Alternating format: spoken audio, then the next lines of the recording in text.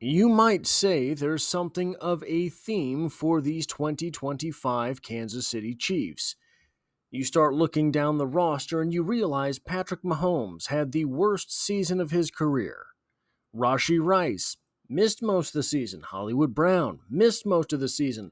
Isaiah Pacheco missed most of the season. Jawan Taylor collected enough yellow to make himself a SpongeBob Halloween costume. And it doesn't stop there. Kingsley Suamataia was benched. All sorts of players had their worst season as a professional. And you move into phase two of this realization and you understand that Kareem Hunt is trying to reclaim his career. Tyquan Thornton is trying to reclaim his career.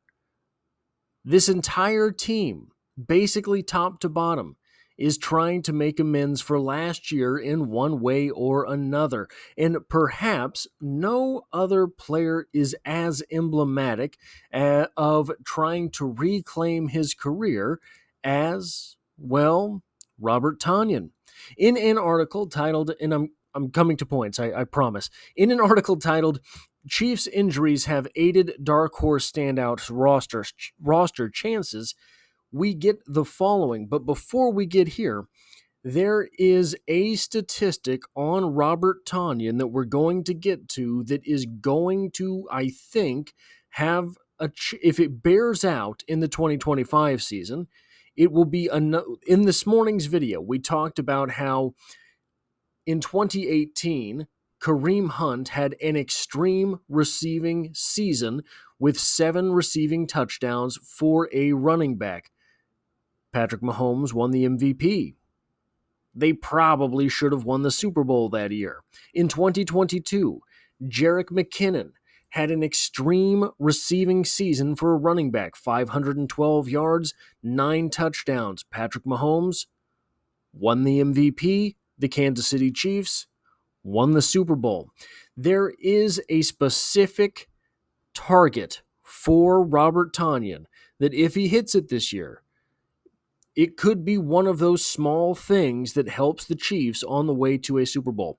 But from this article, before training camp, it felt like the Kansas City Chiefs veteran tight end Robert Tonyan could fall victim to a somewhat unfair roster cut, being that Kansas City would be able to easily sneak a vested vet like him onto the practice squad over a promising rookie like Jake Brenningstool. That could still be the end result for Tonyan, but as of August 6th, the ninth-year pro has made major strides in clinching a spot on the initial 53, and injuries to his competition have certainly helped as well. While you never want to see a new teammate suffer an injury, the reality is that one player's downfall could mean life for another player's career. At 31, Tonyan may not have too many NFL opportunities left like this one, and he's taking full advantage of every extra rep at Chiefs training camp this summer.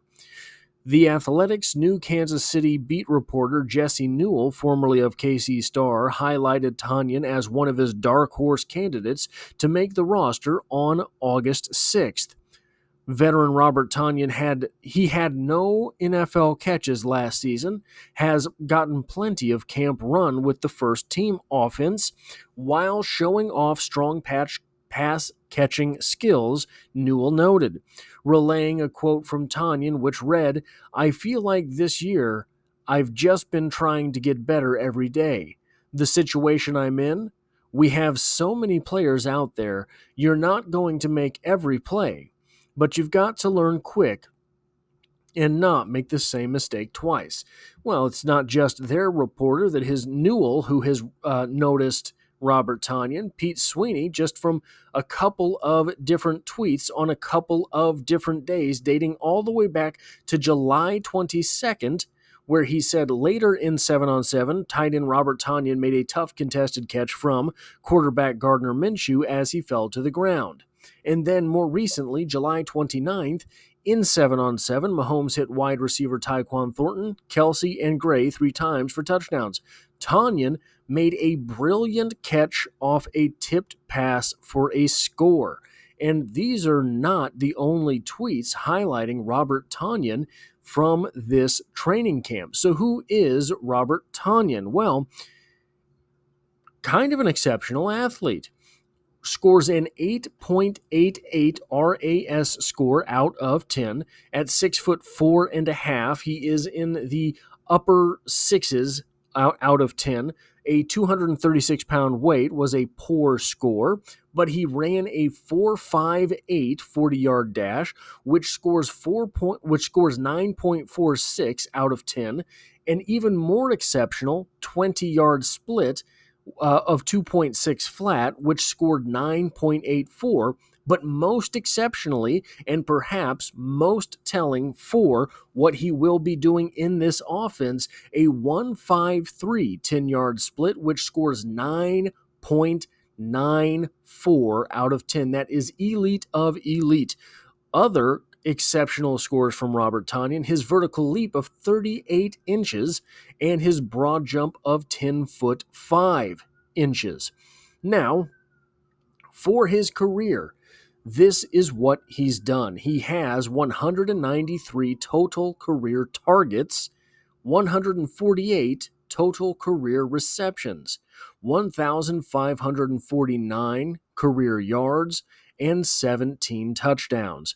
That is far from an exceptional career. But if you zoom in on that 2020 season for Green Bay, he had 586 yards and 11 touchdowns in a single season. Remember what his greatest what the best number from his RAS score was? That 10-yard split. Look at that career yards per reception mark. His 10-yard split was a 1.53, which scored 9.94 out of 10. Is that what it was? 9.94 out of 10, a 1.53 elite 10-yard split. Well, his career average is 10.5 yards. So that's pretty neat there. But those 11 touchdowns in 2020 seem to be a little bit of what it is that the Kansas City Chiefs want to do with Robert Tonyan. And that translates into his rating when targeted of 147.6 with 11 touchdowns on 59 targets. Now, it probably will not surprise you that a lot of the camp buzz that we've been hearing around Robert Tonyan has been in the red zone. They have been red zone targets, and after all, sure, his height might leave a little to be desired for a tight end at 6'4.5", but he's not short by any means, and he has a 38-inch vertical at 6'4.5". So he has in the red zone, he's going to be in the end zone very quick. He's going to be able to elevate, and he makes the catch. So that is kind of what I think the Kansas City Chiefs are hoping overall Robert Tonyan will be doing here. Now, there is a matter of his age. But when we look here, outside of that 2020 season, he has never broken 600 snaps in a single year. A little bit surprising to me that also his mileage on special teams is not that extreme. So the 2 years that he has a lot of offensive use, 2020, where he played 638 snaps, and 2022, where he played 591 offensive snaps, he played a total of 52 snaps of special teams across both seasons. And really, there's not that much there outside of that either. Minnesota last year didn't seem to want to use him at all. He appeared in only 5 games, 15 total snaps, and 37 special team snaps. Before that, Chicago had him play in 17 contests, but 6 starts, 323 snaps total, and 203 special team snaps. That is kind of probably closer to the snap count split that I would expect from the Kansas City Chiefs. He does not have to be a special teams ace, But I do think he is going to have to play special teams because they have so many players that are probably not going to. And if you're going to be the fourth tight end on the roster, third tight end maybe, depending on what's going on with Jared Wiley at any given time, then you're going to have to earn keep on special teams. Luckily, he has done some of that through his career with 635 total special team snaps throughout his career. But the 31-year-old tight end is making waves on the offensive side of the ball and is making waves as a red zone target. One of the things that I've talked about a little bit in the past with this offense, and I thought it was going to happen last year, but I don't think they really had the opportunity. Remember how early Hollywood Brown went down. The very first snap of the very first preseason game were coming up on the 1-year anniversary, and how quickly Rashee Rice went down after that, the fourth game of the season, and then Isaiah Pacheco as well. I think this Chiefs team has designs on a very unique offense, but they never got the opportunity to deploy it last season. It seems to me that if your wide receivers are all the small slash skinny guys, and they are, with the exception of Rashee Rice, Tyquan Thornton, very thin, tall, but very thin. Xavier Worthy, very thin. Hollywood Brown, very thin. They're all fast, though, right? So it strikes me, and they love to have four tight ends on the roster. Now, last year they had some trouble, and Travis Kelce never really got up to speed, etc., etc. Jared Wiley went down, right? All of these things happened at the tight end position, too. But they never really got settled in their offense. I think what this Chiefs team is meaning to do is have a dual-headed offense. You want three tight ends on the field? Well, from your end zone out to the 20, that makes a lot of sense because you have a bigger wide receiver personnel, basically your tight ends, and you have them on the field to block for the run, to get you dug out from the hole that your offense might be in. Then, starting at the 20 all the way to the other 20, hey man, let her rip. Have all these little fast guys on the field and just bombs away. And then once you get back into the red zone, but this time it's going in for the score as opposed to protecting your own end zone, once you get into the red zone, Xavier Worthy's 4.21 speed isn't the biggest tool there. Tyquan Thornton running a 4.28 isn't the biggest tool there.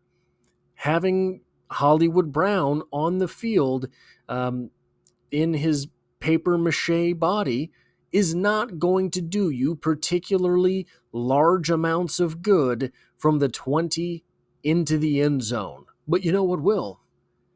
Having a 6'4.5" tight end who has a 38-inch vertical and has an elite 10-yard split. Having the greatest receiving tight end in the history of football. Having Jared Wiley, who has very good numbers as a tight end. Having Noah Gray on the field, who is really, really coming into his own this preseason and has improved every season that he's been in the NFL. Those four guys, you don't have to have them all on the field, but you can threaten the defense with all of them. Plus you have, by the way, Isaiah Pacheco in the backfield, Kareem Hunt in the backfield. You have very heavy-hitting running backs in the backfield in the red zone with three tight ends on the field, and all of a sudden that team becomes very, very difficult to stop. There's a reason that these Kansas City Chiefs have tried for 3 years now to get four tight ends on this roster that they like. When it was Jody Fortson, they started showing things. And then Jody Fortson Hollywood Brown and got hurt, right? So there's some reason that for 3 years in a row, at least 3 years in a row, they have tried to collect 4 tight ends on the roster who they feel like they can trust. This might be the year that we finally figure out why. That is all I have for this video. If you like or appreciate what it is that I do here, hitting the like button really does help me out, as it tells YouTube to share this video with other Kansas City Chiefs fans. And if you find yourself here by chance but not design, the Chiefs are the only thing I talk about on this channel, dropping multiple videos every single week. And as always, I hope to have you back for the next one.